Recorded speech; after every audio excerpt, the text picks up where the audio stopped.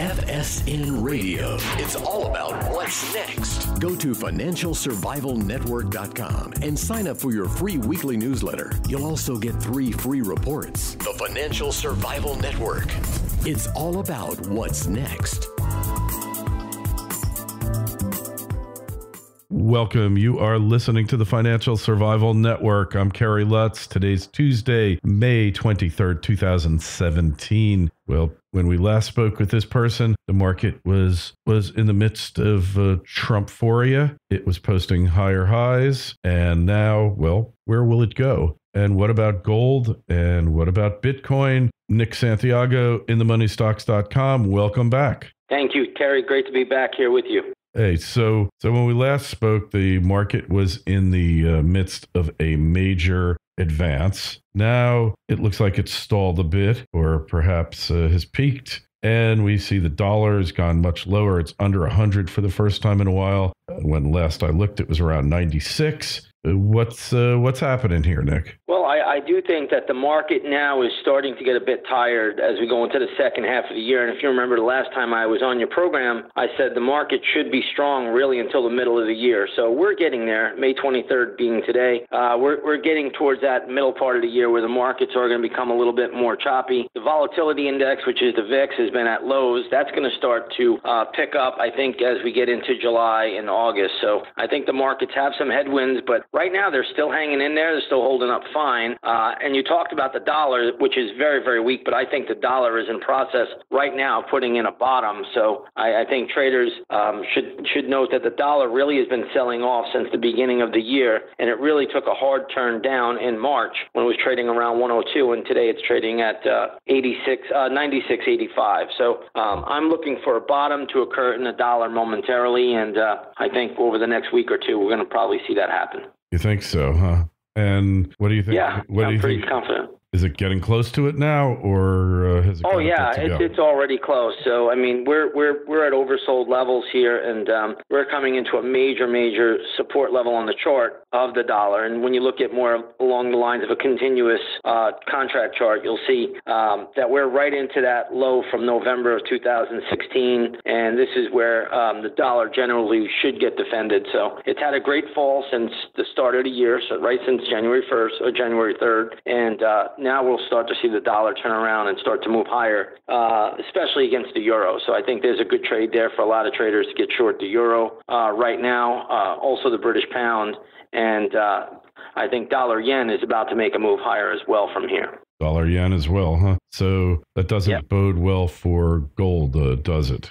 Generally, it doesn't. So if you've looked at gold, and I know you have, if you on see occasion, gold now, every now and then.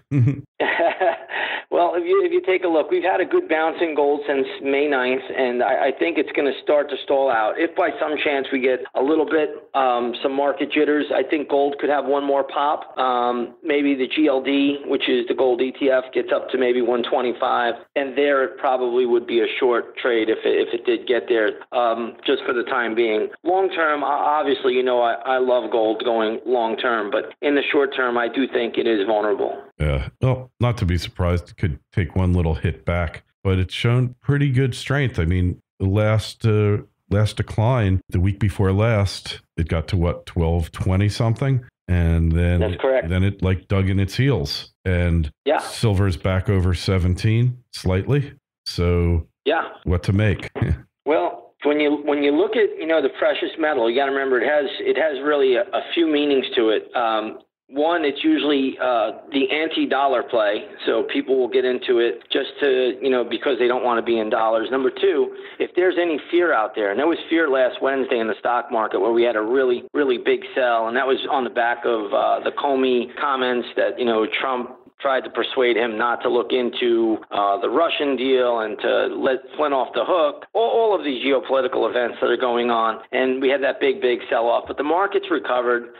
Gold is held pretty firm since then, and that just tells us that there's still that fear out there that more shoes are going to drop in that situation. So when I look at the chart right now, gold is hanging in there. But if the dollar starts to really make a move to the upside, I do think that could put pressure on gold. Now, there have been times in the past where the dollar and gold have both gone up together, and it has lasted several months. And this is a chance, there's a scenario where that could happen. However, historically speaking, at least over the past 20 years, gold will normally retreat when the dollar goes up. Yeah, normally. But we could be in an anomalous situation where they both go up too, I suppose. Absolutely. So there is a very good chance of that, actually. So, we'll watch the chart pattern, and if we get the right setup, it doesn't matter what anything else is doing. We'll always go with the chart. Right. The chart rules all. Chart tells us everything. So the stock market, is it taking a breather? Is the Trumphoria meme over? Or is it going to potentially go higher and higher? Well, I do think that the market still is in an uptrend on all time frames, but we are starting to see a lot of deterioration taking place. And a couple places where that's occurring is in the transports. And if you've taken a look at the transports, you're going to see that they peaked out basically right in the beginning of March, and they've been struggling to go higher. So transports are definitely on the weaker side, and financials. I look at JP Morgan as the real Bank of America, and that is not a pattern of strength right now. And that is telling me that second half of 2017 can be disruptive. And we've had, pretty much the rally that we've expected, we've had already. Unless something changes in the financials, I'll have to stick with that stance because I've never seen a market move significantly higher without the financials. And right now they are starting to struggle. And they've had a great move, but they are definitely in weak technical positions right now. JP Morgan is trading below its 50-day moving average on the daily chart. That is a little bit problematic at the moment. Interesting. And obviously, transports historically, especially under classic Dow theory, are a leading indicator because before economic activity contracts or before it expands, generally you need shipments to be up or down. And here, it's exactly what we're seeing here, that the transports have apparently peaked. So where's it going to go from there? Yeah, the Dow Jones Transportation Index was trading at 9,600 on March 1st. Today it's at 89.93, and the pattern on the chart is not a strong one. So I do think the transports can go lower before they find any kind of a bottom. Right now they're recovering a little bit over the last 4 or 5 days, but again, that's just more of an oversold bounce, if you ask me, at the moment. So when the transports are not giving us a signal, that does signal that we have economic contraction taking place. And if that is the case, 2017, the second half of this year can be very, very rough for a lot of individuals out there. So we'll see how it plays out. But transports have always been a leading indicator for me. And something else also, Kerry, that tells me there's going to be problems in the second half of the year is the Russell 2000, which had leadership for a while, and the Russell 2000 now is also below. Not making new highs and really below its 50-day moving average, or right around there. So, it's not really showing all that much strength yet either. So that's going to need to firm up if things are going to get better here. That's fascinating, and I totally, people have said, well, the Dow theory is obsolete. It doesn't mean anything, but the concept behind it, with the transports leading in advance and the transports having to confirm a new rally or a contraction, I think that logic still holds true. Yeah, sure. It's very simple. The Dow has changed its composition over the years. You don't have just industrial stocks in the Dow 30 anymore, but the transports are still true to form. You're still getting airlines in there. You're still getting freight carriers, truckers, and shipping stocks, and so forth. So it really tells us a pretty broad picture, and I think that everyone should always follow the transports as a pretty leading indicator. Pretty good leading indicator. Yeah. Hey, once upon a time, the stock market was a leading indicator too, wasn't it? That's right. Once upon a time. Yeah. What happened there, huh? Well, money printing and get off the gold standard, can change things a little bit. Yeah, it sure has changed it. That's why we have to look at charts, Gary. This way you see the money flow. You can see where all the liquidity is. You got to remember, this world, not this country, but this world is flooded with liquidity. You have Japan printing money. You have the ECB buying 60 billion euro worth of bonds every month. I mean, it's just absolute massive liquidity in this giant pool. So, again, that's what makes it so hard. And really what's happening with a lot of, why it's so tough to get bearish is because of that liquidity. There's so much in it. And people these days, or the crowd, I should say, will get bearish so fast on the stock market. Just like last Wednesday, we had that sell-off. And I told our members, I said, this may just be a one-day event. Even if we do fall, I don't think that the S&P 500 is going to go down that far. We'll probably test, 2350, 2340, and that would be the extent of it. And you know what we did? We went down as low as 2370, and the markets are back up. So, when people just get bearish so quickly, it was John Templeton, I'll never forget, who gave us the greatest quote, and he said, "Markets peak on euphoria, and they bottom in despair." And if you just remember those two things, we just have not seen euphoria yet. So, there still could be more upside to go here. Even Trump-phoria, huh? Even Trump-phoria. It's all relative. Yeah. So what are your trades looking like now? Well, now, you have to be very, very spot specific. So right now I like the dollar. That's beaten down. That's been hurting here, and it's making new lows. So I like the dollar. I recently got long General Motors at $32. It's now 33 and a quarter. We, been taking some very, very select plays. Last week we were short the emerging markets, which panned out because Brazil had a major blip, and right. We made 90% on the second half of our options play. So, you have to just look at these charts, and you have to be almost like a surgeon. You have to go in there and you have to pick specific places to get into. And, one area that I still don't see strength is retail. And retail is still very, very weak and continues to remain very, very weak. And even today, you have the XRT, which is the S&P 500 retail ETF, and that is down again another, 50 cents. And I know that may not sound like a big move, but that's about 1.2% today, and that's continuing to remain in the gutter and in a downtrend. So, there are spots where I don't really like to get into, like retailers. I think they're still on the weaker side. If they really sold off, then I would get in when everybody else, I'd get involved in the retailers when everybody else is fearful. But right now that hasn't happened yet. So again, you got to pick your spots. Right now, everybody hates the U.S. dollar. I love the dollar right now. So it's a real contrarian play, isn't it? Absolutely. It's 100% contrarian. And that's how I've traded, for over 20 years now. So I'm going to stick with that. Yeah. I think there's some wisdom in that. Because it's okay to run with the herd as long as you lead it. But if you're following it, you're going to get picked off by the hunters, right?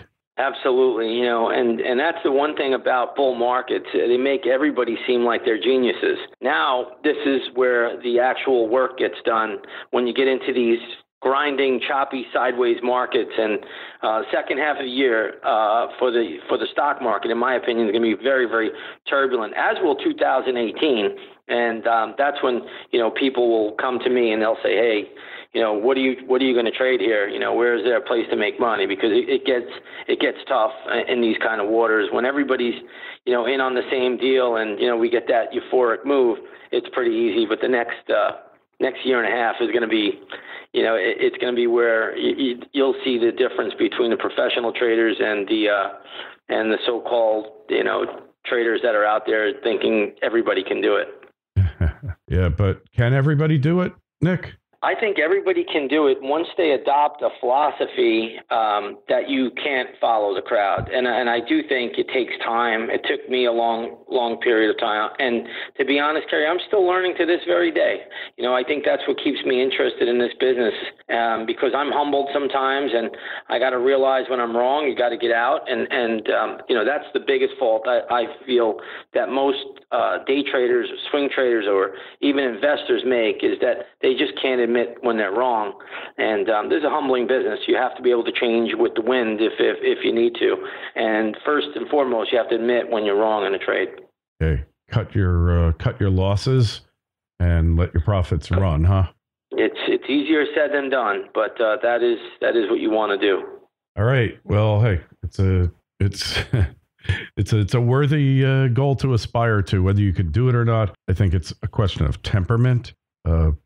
Somebody told me that the people they've seen who trade best are the ones who can pretty much follow orders and not question them. Like they found that blue collar, people with blue collar careers generally far out trade people like lawyers, doctors, and others who are entrepreneurs who are used to doing their own thing and questioning direction, if you will. So I happen to agree with that. I've trained many I've trained hundreds, if not thousands, of people over the years, and I'd rather train a plumber that has never traded a stock before than take a hedge fund manager and try to convince him that you need to follow this chart. So I've done both, and I will say the plumber usually turned out a little bit better.